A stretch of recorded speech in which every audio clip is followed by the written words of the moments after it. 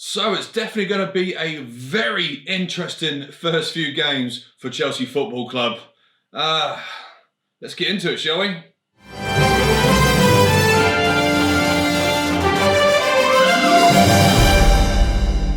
Hello my friends and welcome to a brand new channel. This is Blue Pride of London and my name is Nathan. I am your host and I'd like to welcome you to this brand spanking new YouTube channel, which is dedicated to Chelsea Football Club, who are the current champions of Europe.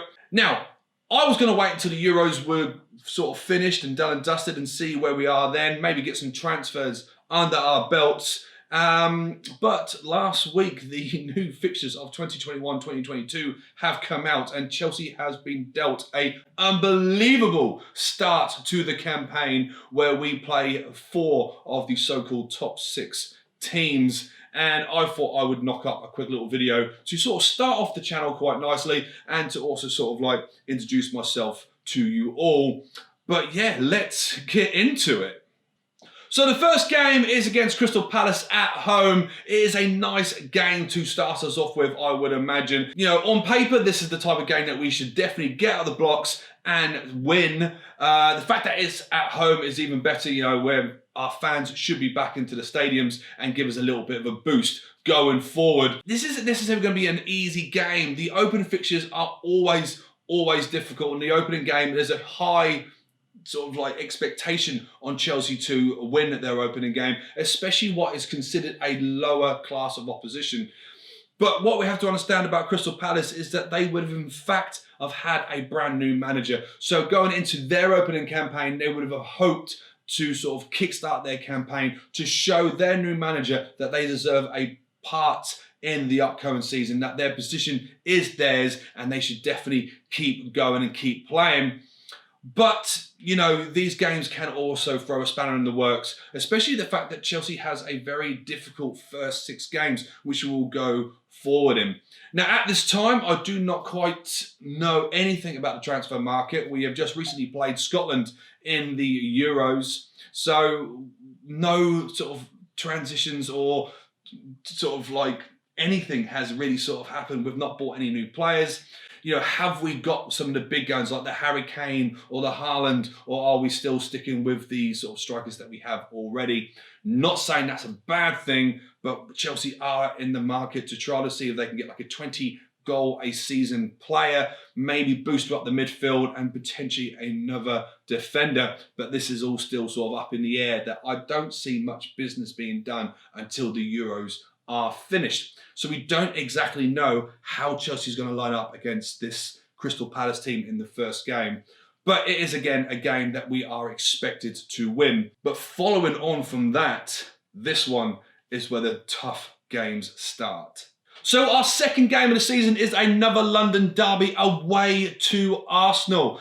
Now, the reason why I consider this quite a tough game, that if you look on paper, we are technically a better team than Arsenal as it stands. You know, we are currently the kings of Europe, the Champions League winners, and we finished above them last season in the table. But if you remember, in sort of like midway through last season, about December time, this is when we played an Arsenal team that weren't doing very well, but they came out and played a game of football against us. Like, they decided that they can play football, and it was in fact the downfall of a run of bad results that eventually got Frank Lampard fired. And again, going back a couple of seasons when we walked into a Champions League final, which I expected to win, and I think a lot of Chelsea fans expected it, but many Arsenal fans also expected Chelsea to come victors. But again, they came out, they showed their strength and they showed their quality against a Chelsea side, because it seems that they have a bit of a hunger playing against Chelsea. You know, I remember the early noughties where we couldn't even get a point out of Arsenal. They would run us ragged all around the pitch. But in recent seasons, we have been a top team above them and we have played so well against them, apart from the last few seasons just gone, where, you know, they've pretty much had the upper hand. You know, leading into that game, which was sort of like a really eye-opener for Frank Lampard, you know, I think every Chelsea fan imagined that they would go out and beat them, but Arsenal came out and decided that they wanted to play a good game of football. So for this being our second game, it's quite a high challenge. You know, it's our second London derby, and it's at the Emirates. And that Emirates, when it's full, it can be quite an intimidating place. We do have the joke of Highbury, the library, that their fans don't sing. But I personally don't feel that. I have a lot of Arsenal friends who are very passionate about their team, just like Chelsea fans are as well. But it's also the fact that depending on what their opening game is and depending on how well they've done with that, will they come out the blocks to look to play against Chelsea like they have done in the last few seasons? They don't have an option to be afraid of us. They got no need to be afraid of us because in recent years they have done quite well. We've sort of like slugged it out toe to toe, and they're sort of on top of us at the moment in the old sort of like games as well. So for this being our second game, it is huge. A potential sort of like loss would really sort of derail our first opening couple of fixtures. But that still doesn't count the fact that they keep coming thick and fast, and our next game is equally as hard. So practically immediately after we've played 2 London derbies and a very big fixture against Arsenal, we are off to Anfield and we are playing Liverpool away. Again, these guys, they are a good team. Let's face it. Nobody probably expected them to do it as well as they did towards the end of last season. The fact that they finished third, I think even Klopp himself was very sort of like, I can't believe we got here. A few games ago, we were praying that we could get the Europa League, but we've ended up finishing third in the league above Chelsea. And yeah, if they are playing at full strength, if they get Van Dijk back in that defence, which they really, really missed last season, then that is tightening them straight up again. You've got a front three which is practically feared amongst Europe when they are all on sort of each other's wavelength, and they can really damage you in the counter-attack. Now, also Chelsea's defence has tightened under Tuchel, so we do expect a bit more of a sort of like solid back line than what we have played against Liverpool. But because it's also at Anfield and their fans will be back into the stadium, that will give them that 12th man, which will definitely push them forward. And again, for Chelsea, depending on how the last game against Arsenal performed, if we won that, yeah, we will probably go into this game with a little bit of confidence. But if we've dropped points or even lost, we are looking at this game as a potential high-profile game that we don't want to be too far behind the pack. We will already have lost against Arsenal, potentially, so we've got points behind them, and we're going to want to come straight bouncing back. And this is a very difficult game, back-to-back, Arsenal away, Liverpool away, and it's only just going to get more and more difficult.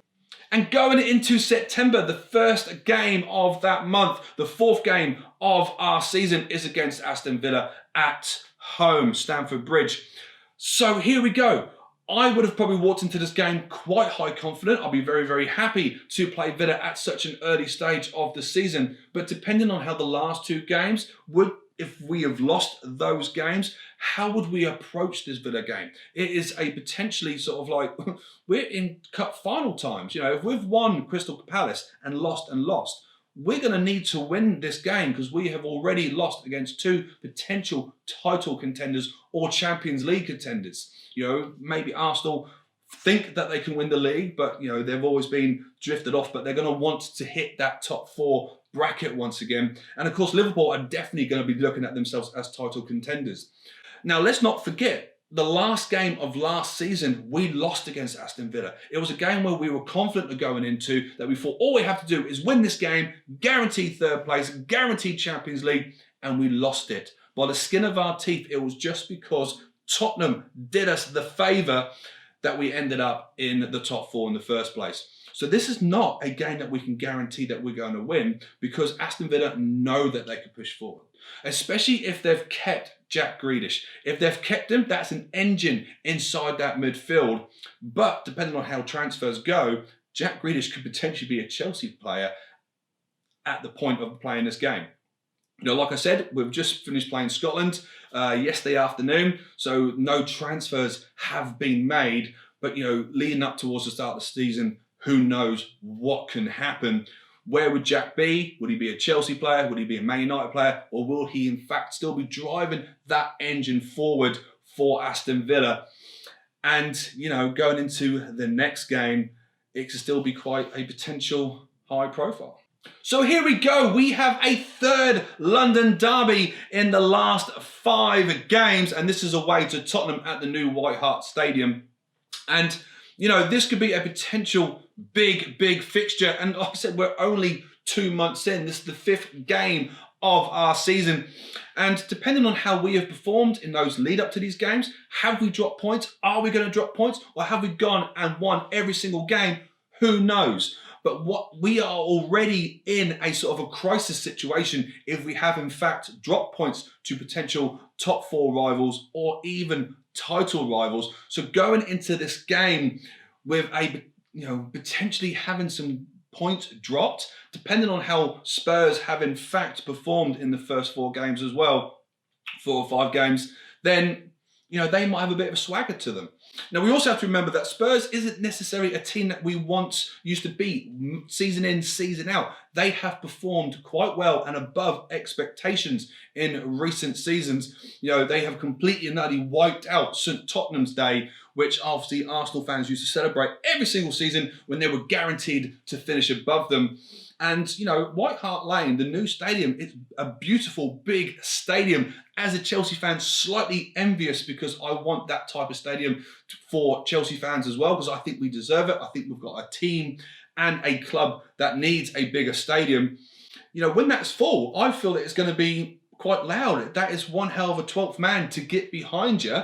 So let's not sort of write this one off. This is a big game. Now, I'm not entirely sure how Tottenham have performed leading into this. So if they have in fact collected a lot more points than Chelsea, they could be sort of like 6 points above us in the table already playing this game, depending on how we have performed or how they have performed. And one important thing we have to note right now, as we called in this, Harry Kane is still a Tottenham player. Has he come to Chelsea? Has he gone to another team, or has he in fact been convinced to spend one more season at White Hart Lane so he is there knocking in the goals for them? We don't know. There are so many sort of chess pieces and sort of dots that need to be sort of connected together. So it's all hearsay at the moment. But, for the 5th game of the season, our 3rd London derby and our 3rd potential top 6 team that we have sort of played against, not to mention the last game of the first 6. This is huge. So here we go, guys. The last game of the opening 6 fixtures is a home tie against the champions of England, Manchester City. And wow, let's not beat around the bush here. This is a potential cup final. Depending on how we have performed, depending on how Man City have performed, we could be points behind Man City by the time we've played them at Stamford Bridge. The lucky thing is we will be up against them at Stamford Bridge, so hopefully our fans will get behind them, but it also depends on the transfer market as well. I keep banging on about it, but yeah, we don't know what players have gone to where. We don't know if we got Haaland, we don't know if Man City have got Haaland, and that will be a terrifying prospect if they manage to convince Haaland to go to Manchester City with that defence and that midfield and that wonderful ability of going forward, and add him into the mix. They're going to be practically invincible. Plus, also, what we have to understand is that they are probably going to be looking for a little bit of revenge from the Champions League final. Yes, Chelsea, in the last 2 months towards the end of last season, we beat them 3 times and quite convincingly. So this is also a reason why I think we can walk into this game quite confident. Chelsea players know that they've got the upper hand against Man City. Tuchel knows that he's got the upper hand against Pep Guardiola. But depending on how we have performed in those opening 5 fixtures, Arsenal, Liverpool and Spurs are potential upsets, little bumps in our road. So how far behind City are we at this stage? Are we sort of above them because they've dropped points and we've won every single game, so they need to come out?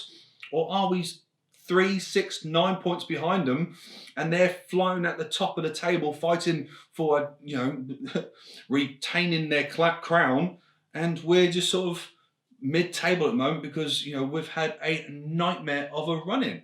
Again, guys, this is all hearsay. I really don't know. I can't tell you off the bat if where we are. It is still very, very early in the summer. The Euros are still playing, so we don't know who's got who players, and the transfer market could be a big, big deal with this. But I had to make a video about this. I had to make this my first video of the channel because when I saw these fixtures, I was blown away.